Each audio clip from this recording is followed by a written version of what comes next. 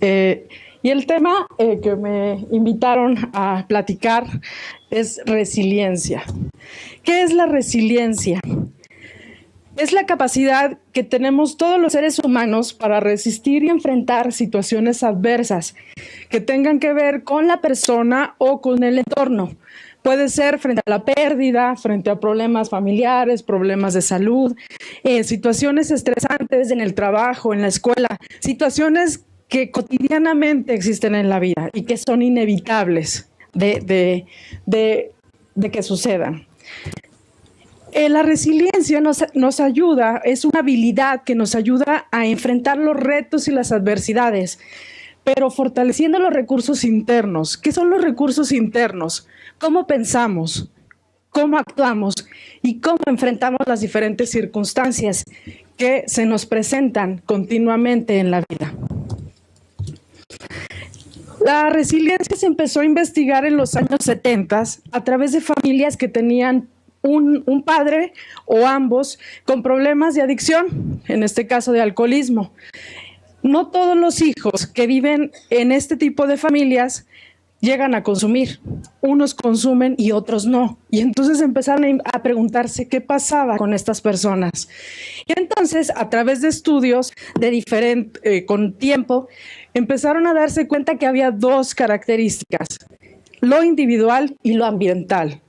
Un niño, aunque sea que pueda ser escuchado por una persona, va creando habilidades diferentes de afrontar, de resistir, de entender las situaciones y los problemas que se le van presentando.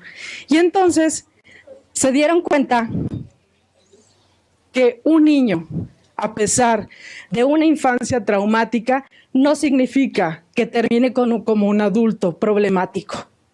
Y esta capacidad se le llamó resiliencia. La resiliencia también se hizo desde estudios neurológicos. El cerebro se va configurando a través de nuestras experiencias. Por ejemplo, si hay una cirugía, uno va aprendiendo a cuidarse, a fomentar la salud, a tener actitudes de autocuidado. Y entonces, esas situaciones de riesgo también generan un aprendizaje en nuestro cerebro para poder ir enfrentando estas adversidades. La resiliencia no se hereda, no tiene que ver con que tenga los mejores padres amorosos que me escuchan. Hay adolescentes que aún teniendo estos padres con estas características son con actitudes violentas, por ejemplo. Entonces, la resiliencia es una actitud que se va aprendiendo con la afrontación en las circunstancias y los problemas a lo largo de la vida. La resiliencia es un proceso dinámico, no tiene que ver con como si fuéramos a la escuela y aprendemos a sumar. Es una modificación y un aprendizaje constante. No es lo mismo una experiencia de violencia en la adolescencia que siendo adultos. Tiene que ver con la persona, con las circunstancias, con el contexto familiar, social, cultural en el que se desarrolla la persona. Entonces, por eso no somos iguales, aunque vivamos en la misma familia. Podemos ir adquiriendo diferentes actitudes para enfrentar las circunstancias. La resiliencia está comprobado que surge cuando hay una situación de estrés, cuando las personas quieren dejar o hacer un cambio en su vida, cuando tienen enfermedades de adicción, cuando hay un desastre natural, cuando hay crisis económicas, cuando hay pérdidas, no solamente humanas, sino también de mascotas. Al consultorio me llegó una señora de 60 años con una depresión fuerte porque su perrita de hace 15 años había muerto. Y se vale, somos humanos, las mascotas también forman parte de nuestra familia. ¿Por qué es importante entonces la resiliencia? Porque la resiliencia nos ayuda a tener una mejor salud mental. ¿Qué es la salud mental? Es la calidad de pensamientos, la autoestima y cómo me voy relacionando con los demás. La resiliencia ayuda a fomentar procesos adaptativos mucho más sanos, favorables a la persona frente a situaciones adversas, y se comprueba que la resiliencia es una herramienta para la vida. No todo es resiliencia. ¿Qué actitudes no son resilientes? Por ejemplo, alguien que anda preguntando a todo el mundo, ¿me quieres? ¿Soy importante para ti? Pero no se pregunta a sí mismo, ¿quién es? ¿Qué quiere? Y entonces esto va creando mucha inseguridad y frustración, porque nadie te va a decir lo maravilloso y lo valioso que tú eres, a menos que tú te lo empieces a decir y a ver. No saber fijar límites. Es muy característico que los papás o son muy rígidos o son muy flexibles. Una característica que vamos aprendiendo cuando la gente inicia un proceso terapéutico, por ejemplo, es aprender a decir no. Muchas mujeres le damos más valor al sí que al no, cuando el no es una característica que nos protege, que nos fomenta valor, autoestima y saber hasta dónde sí permitir y hasta dónde ya es un abuso. No se es capaz de mantener una distancia emocional y física, muchas veces con las parejas. Y vas a venir y no te vayas con los amigos y quédate conmigo. Y entonces es que si no, no me quieres. Y entonces no hay un distanciamiento sano. Hay un grave error en las parejas que creemos que el amor se demuestra estando juntos todo el tiempo. Y a veces eso se interpreta como el amor necesario para la persona y no es así. Son dos personas individuales que comparten momentos juntos. No se exigen ni se ponen a pruebas tareas de aprendizaje. Muchas personas estamos solo en la zona cómoda donde conocemos. No, es que no me puedo cambiar de ciudad porque me va a ir mal, porque no voy a conocer, no voy a saber cómo enfrentar las circunstancias y me quedo todo el tiempo en el mismo lugar y, como dice la canción, con la misma gente. ¿Qué sí es una conducta resiliente? Cuando podemos positivamente enfrentar sucesos traumáticos, la muerte de un ser querido, el quedarse sin empleo, el no entrar a estudiar al lugar deseado. Es cómo enfrento esa circunstancia, me sobrepongo y vuelvo a planear los sueños, las metas que quiero para mi vida. Hay que mantener un equilibrio estable sin que afecte tu vida cotidiana. Muchas personas se quedan con esta actitud de amargura, de resentimiento, porque no tienen o no les sucedió aquello que les gustaría y no se dan cuenta. Ese es el grave problema y siguen con la misma conducta. Tener un sentido de compromiso personal. El compromiso no es solamente con los demás, sino cómo me comprometo conmigo, me escucho, me acompaño, me fortalezco. Primero yo y después los demás. Éxito a pesar de situaciones de riesgo. Saber adaptarse frente a las adversidades, sobreponerse a las dificultades. Aquí yo pongo un ejemplo muy sencillo de cuando vas caminando y de repente te tropiezas y te caes. ¿Qué es lo que haces? Te levantas rápidamente, volteas a ver si no te están viendo, porque si no, entonces qué vergüenza. Entonces ahí es cómo me sobrepongo aún en esos pequeños detalles, esos accidentes que todos estamos expuestos. Entonces, ¿cómo ahí es? Valoro más lo que el otro dice que con lo que yo puedo sentir o pensar en ese momento. Pero eso no me doy cuenta.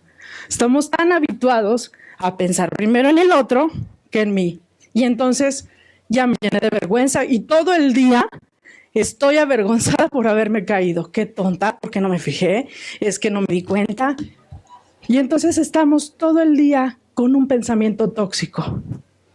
En lugar de decir, ya pasó, me río, porque sí me vi bien chistosa, la verdad, pero ya aprendí a estar presente hasta cuando voy caminando o cuando voy en el transporte público, cuando en esos momentos en donde puedes hacer un contacto tranquilo, relajado contigo mismo. La resiliencia ayuda a construir un sistema de valores y a entender el mundo. ¿Qué le decimos a los niños o niñas cuando reprueban un examen? ¿Les preguntamos qué les pasó? O ya les estamos diciendo, y es que tienes que ponerte a estudiar porque si no, entonces... Y entonces estamos con el reclamo, la crítica y el juicio. Y entonces, ser resilientes es, ¿qué te pasó? ¿Qué necesitas? ¿En qué te puedo ayudar? O cómo fortalecer en esos aspectos en donde te sientes inseguro o insegura. Pero no lo hacemos así. Y nuestro sistema de valores es de juicio, de exigencia, de no estar atendiendo las limitaciones propias y de los demás. ¿Cómo empezar a ver esta actitud de poder desarrollar, ser resiliente? Crear verdaderos canales de comunicación asertivos. No es lo mismo que la pareja llegue y ¿por qué te fuiste y me dejaste y yo no soy importante? En lugar de llegar y preguntar. Si el adolescente no hizo la tarea que tenía que hacer en la casa, ¿por qué no preguntarle? No, llegamos y es que eres un flojo y no me haces caso. Y entonces ahí estamos generando un conflicto en la relación con el otro. Porque me relaciono a partir de mi exigencia, no de la situación de negociar con el otro para obtener resultados. Entonces, la comunicación es muy importante. ¿Cuántas veces en la comunicación supongo, interpreto, juzgo, critico? En lugar de pregunto, escucha activa, negocio contigo. Un acompañamiento, el respeto es parte también de la comunicación, el acompañamiento afectivo sano. ¿Cómo le demuestro al otro que lo quiero a pesar de que tengo 20 años con la misma persona? ¿Cómo le digo a mi hijo o a mi hija que es importante que ya siga su vida, aunque me duela? ¿Cómo hago un acompañamiento desde un amor adulto, no un amor dependiente o un amor con miedo? Y estas son situaciones que vivimos constantemente. Conocer los factores de riesgo de cada miembro de la familia. No es lo mismo el riesgo que pueda tener un niño o una niña que un joven. Pero muchas veces tratamos de tratar a la persona igual que como si tuviera 6 años. Hijo, lava la ropa. Hijo, yo te lavo la ropa. Hijo, no hagas esto. Y entonces no vamos creciendo junto con el otro, sino vamos imponiendo lo que creo que el otro debe de hacer. Y eso no es un acompañamiento afectivo sano. Entender los factores que puedan de cada miembro de la familia tener de acuerdo a su edad. Estrategias de afrontamiento. Si algo, mamá o papá, no sabes, se vale preguntar. No eres todólogo, porque si no, entonces vas a cometer los mismos errores de los que vienes. Entonces, vale la pena detenerte y decir, no sé cómo tratar a mi adolescente que quiere irse a la fiesta y regresar a las 2 de la mañana y no me hace caso. O el joven que empieza a consumir alcohol o que empieza a tener contacto con otro tipo de sustancias y no sé qué hacer. Me gana la angustia, la desesperación, el miedo. Vale la pena empezar a preguntar para tener estrategias de afrontamiento en las diferentes circunstancias que nos van aconteciendo. En la bodega emocional yo le llamo así, porque muchas veces vamos en la vida teniendo nuevos amigos, nuevos trabajos, otras parejas, pero no sé lo que tengo para dar. Y entonces me relaciono a partir de lo que venga y cómo venga. La bodega espiritual emocional, se trata de que tú te preguntes cómo andas en tu propio amor, cómo va tu esperanza, cuánto porcentaje tienes de esperanza, cuánto tienes de solidaridad, de acciones con el otro, cuánto perdonas o te llenas de resentimiento y de amargura. ¿Cómo andas con la relación con los demás en el asunto de servicial, de acompañar, de prestar ayuda, la capacidad de cerrar ciclos? O de repente andas con una pareja y después andas con otra y entonces le hablas al ex y entonces vas y vienes. Eso genera mucho estrés y mucha ansiedad y dolor. ¿Cómo anda tu paciencia? Continuamente, cada día. La cuestión de la honestidad, el disfrute de tu tiempo libre, el cuidado de tus pensamientos, emociones y relaciones. Y por supuesto, ¿cuántas veces agradeces por lo bueno o malo que te pueda estar sucediendo? ¿Cuáles son las características entonces de una persona resiliente? Este es como características en la parte práctica de la vida. Una persona que es participativa, que coopera, una persona que basa en la realidad y sobre eso planea. La capacidad de solucionar problemas, o cuántas veces culpas a los demás por lo que a ti no te salió. El sentido del humor, cuántas veces te puedes reír de ti mismo disfrutando o sacando el aprendizaje de las circunstancias que te suceden. ¿Cuántas relaciones positivas o de apoyo tienes? ¿Cuántos amigos realmente están contigo en una situación de crisis y no se van? ¿O solamente están contigo cuando traes dinero? ¿O cuando tienes una casa nueva o algo nuevo? Cuando eres optimista y tienes una visión positiva de la vida a pesar de los problemas y adversidades. Tu pensamiento crítico, no juicio. Pensamiento crítico, que es acepto mis errores, pero aprendo de ellos. ¿Cuántas veces tomas decisiones en tu vida o le dejas a los demás lo que a ti te toca hacerte cargo? Entonces, son características que podemos llevar a la práctica y que todos podemos desarrollar. El asunto es estar en contacto contigo mismo, empezar a conocerte y entonces vas a empezar a sentir relaciones placenteras, que no tiene que ver con algo sexual, sino relaciones que disfrutes, que compartas, en donde tú te sientas realizado y puedas aprender. Y entonces aquí, para que quede un poco más clara una actitud resiliente, les comparto este video. Espero que se logre ver.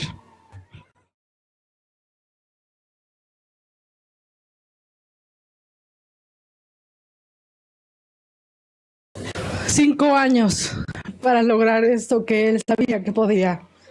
Una persona que confió en él, que le transmitía la confianza y se impulsó. Y él llegó a ganar el segundo lugar y ya tiene 4 discos en Inglaterra.